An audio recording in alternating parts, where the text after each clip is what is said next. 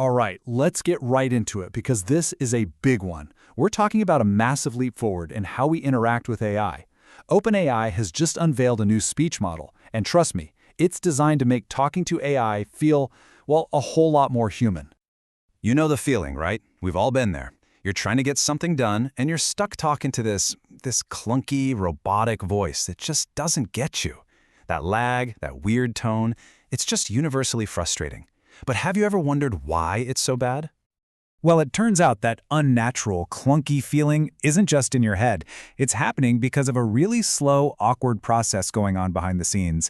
It's this whole multi-step translation thing that creates all the delays and weirdness we've all come to hate. So here's how it used to work, the old way. First, your voice has to be transcribed into text. Step 1.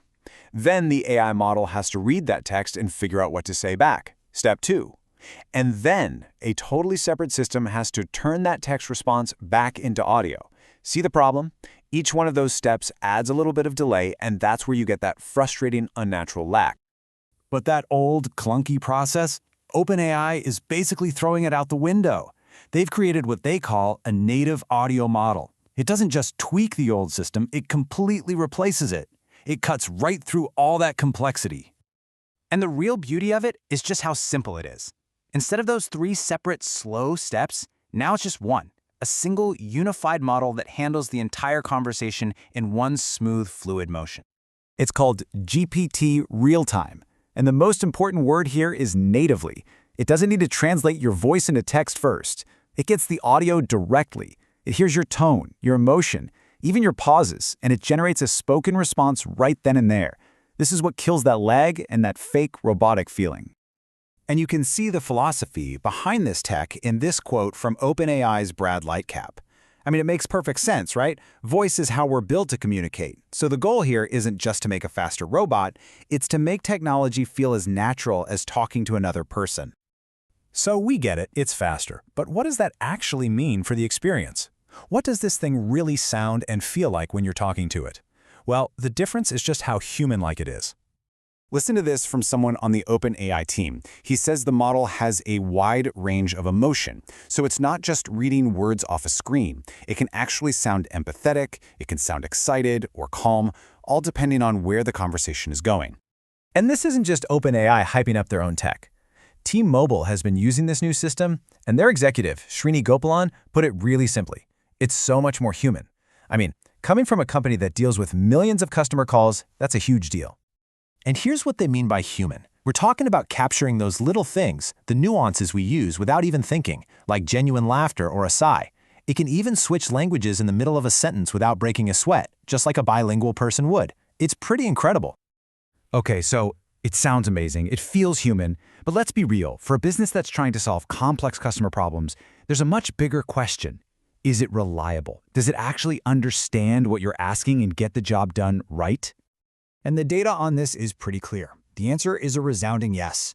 In complex audio tests, GPT-Realtime was over 30% more accurate at following instructions than the older models. So it's not just a better conversationalist, it's a much more capable worker. Now, this is where it gets really interesting. Because this announcement wasn't just about a new voice. OpenAI is actually giving developers a whole new platform, a new toolkit that goes way beyond just talking. This new API toolkit is a game changer. It lets an AI see what you see through image input.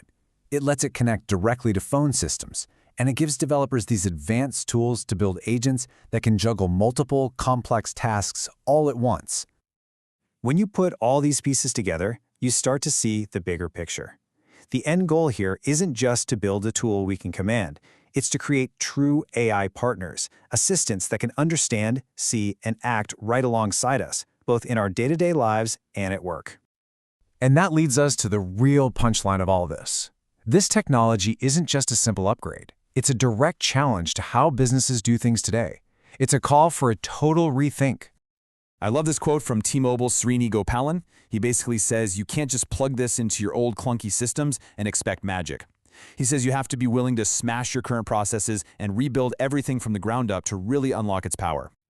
So let's be clear. This is not about making your call center a little bit better.